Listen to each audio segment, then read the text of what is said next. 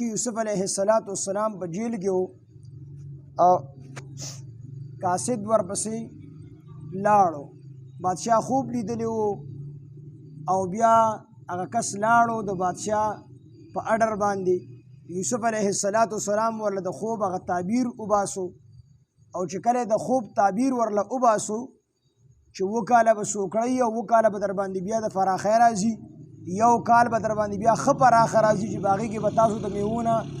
رسونه نه جوړوئ. نو دا تعبیر یې دې کس ته وکړو او دا کس راغی بادشاه ته او خلکو ته د بادشاه د خوب تعبیر وباسو. بادشاه چې کله د خوب دا تعبیر واورېدو او د دې سره سره یوسف علیه السلام ورته د هغې کات د ختمېدو چل ومښودو چې دا غله به د وږي نه لرې کوئ نه، په وږي کې به ساتئ. نو چې دا چل یې ورته وښودو نو بادشاه یې وخت په یوسف علیه السلام باندې مین شو، د ده محبت یې زړه ته کوز شو، د ده سره محبت پیدا شو. نو دا کس چې کوم دا کم چې د خوب معلومولو دپاره تللی و، نو اصل کې ده ته خو یوسف علیه السلام په جیل کې ویلي و چې ته کله د جیل نه رها شي نو بادشاه ته به زما خبره وکړي چې زه په کومه ګناه باندې په جیل کې گرفتار شوی یم. نو دا کس راغی او بادشاه ته دا خبره وکړله، خوب یې ورته واورو، بیا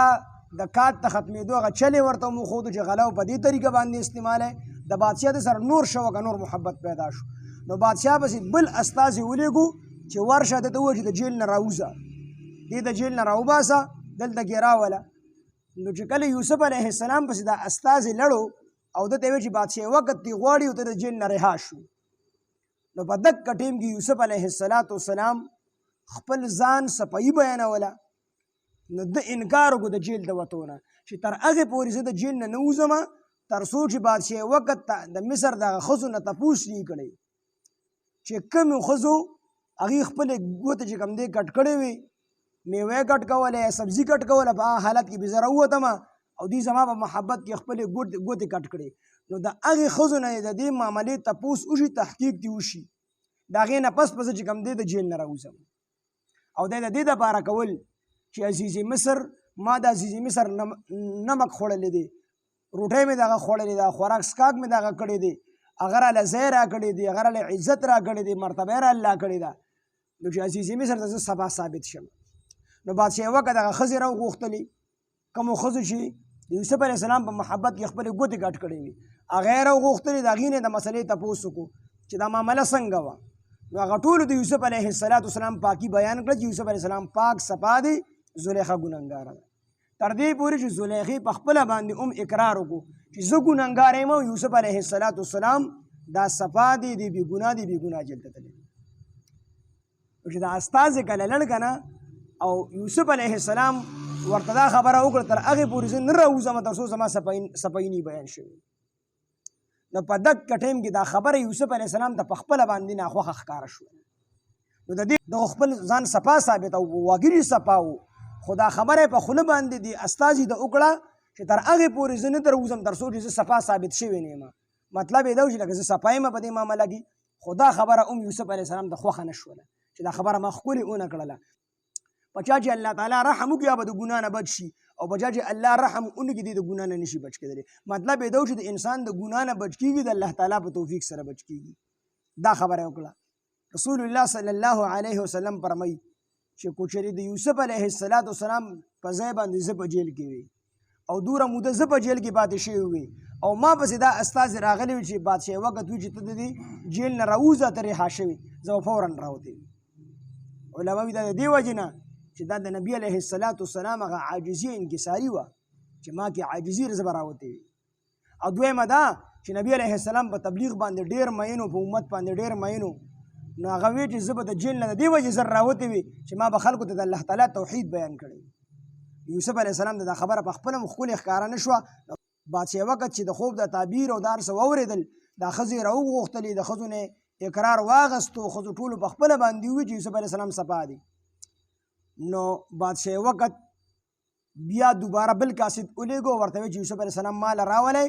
دی به زما د خاصو سړو نه وي، دی به زما سره ناست وي او ماله به په دې حکومت کې مشورې راکوي. دا خو ډېر د کمال سړی دی. د دې دپاره یوسف علیه السلام د جیل نه آزاد کړو. دا به زما د خاصو سړو نه وي، دی به خالص زما دپاره وي. دلته به ناست هېڅ کار به نه کوي صرف مشورې به ماله د حکومت د چلولو راکوي ځکه چې هغه ورته دا چلو خو چې دا غله په دې وږي کې دننه وساته دا په وږي کې دننه نه څښا کېږي او چې کله دا د وږي نه بهر راوځي څښا کېږي بیا دا چل یې ورته وښو د خوب تعبیر یې ورته وښو نو بادشاه وخت پوه شو دا لوی عالم دی او دې تعبیر په خوب باندې د خوب په تعبیر باندې هم پوهېږي او بله دا چې دا امانتدار هم دی متقي هم دی بادشاه سره نور محبت پیدا شو چې دومره پاک سړی دی چې تر څو پورې د چې چا پې الزام لګولی او هغه د پاکي نه وه بیان کړی تر هغې پورې دی د جیل نه راوتو دا خو ډېر امانتګر سړی دی د عزیز مصر په امانت کې د خیانت نه دی کړی دی امانتګر هم دی او دی زمونږ په نسبت باندې دی یو لویه مرتبه ده ورته وي ما وزیر خزانه جوړ کا یوسف علیه السلام ورته وي چې هسې ناستې نه څه نه کېږي ما وزیر خزانه جوړ کا نو زه به ستا دا غلې صحیح طریقې سره استعمال هم کوم او صحیح طریقې سره به سنبال هم کوم دلته کې سوال راځي چې حدیث کې منع راغلی دی چې په خپله باندې به عهده نه غواړي یو سړی به دا نه وي چې زه به امیر یم په خپله به عهده نه غواړي او چې څوک چې په خپله باندې عهده غواړي نو دله به عهده نشي ورکولی یو سړی ما بادشاه کا دی به نه بادشاه کوي یو سړی ما وزیر کا دی به نه وزیر کوي دی په خپله باندې غواړي د دې وجې نه حضرت عبدالرحمن بن سمره رضی الله عنه د نبي علیه السلام نه نقل کوي چې کوم سړی امارت په خپله باندې غواړي دی د امیرې سوال کوي چې ماله عهده راکړه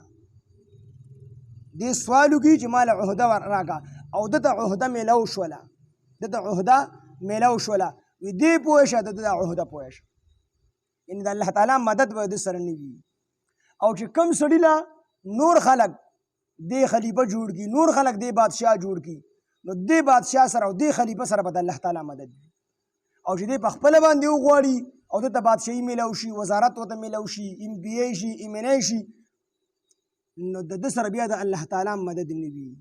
نو دلته کې یوسف علیه السلام په خپله باندې عهده ولې وغوښتله نو دې علما دا جواب کوي یوسف علیه السلام د دې وجې نه دا عهده وغوښتله چې ما وزیر خزانه جوړ کړه چې یوسف علیه السلام ته پته وشي دا ټول کافران دي بادشاه هم کافر دی د ده سره چې نور وزیران دي دا هم کافران دي او کافر د خلکو څه پروا ساتي د چا په زړه کې ایمان نه وي څوک د الله نه نه یریږي نو دی بیا د چا امانت دی په امانت کې به دی بیا خامخا خیانت کوي دی به بیا حقدار ته نه رسي نو د دې وجې نه یوسف علیه السلام وفرمیل چې ما وزیر خزانه جوړ کا نو زه به په دې خزانو باندې وزیر یم د خزانو حفاظت به هم کوم او دویمه دا چې یوسف علیه السلام ورته دا هم وویل چې دا کار په غونډه دنیا کې راځي نو د بار دنیا نه به خلک راځي هغې له هم ته غله په قیمت باندې ورکوې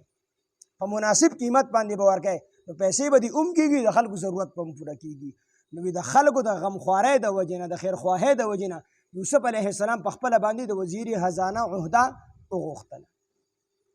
چې خلکو خیرخواهي په زړه کې وه چې خو دا خو کافران دي او دې کې به کات راشي نو کافر بیا د بل چا څه پروا کوي او صرف خپله خېټه ډکوي نو شی به غونډ سنبال کي خلکو باندې به لوږه راشي خلکو ته به تکلیف ورسي نو د دې وجې نه یوسف علیه السلام دا عهده وغوښتله اوس کو یو سړی ټول خلک چې کوم دی فاسقان او فاجرانی او یو نیک سړی راشي نو د دې نیک سړي له دغې عهدې ته تل دا جایز نه بلکې واجب دی دې لپاره په دې صورت کې چې نور خلک بداني او دې پکې نیکي او دې په دې نیت باندې لړ شي چې زه د دې عهدې صحیح حفاظت وکړم نو د دې سړي دپاره جایز نه بلکې واجب دی خامخا به دې دا کوشش کوي چې دې دغې عهدې ته ورسېږي یوسف علیه السلام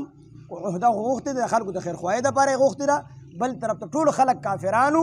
یوسف علیه السلام په دې نیت باندې عهده وغوښتله چې زه به دا غله سنبال هم کوم د دې حفاظت به هم کوم بیا به چې کوم دی حقدارانو ته په صحیح طریقې سره ورسوم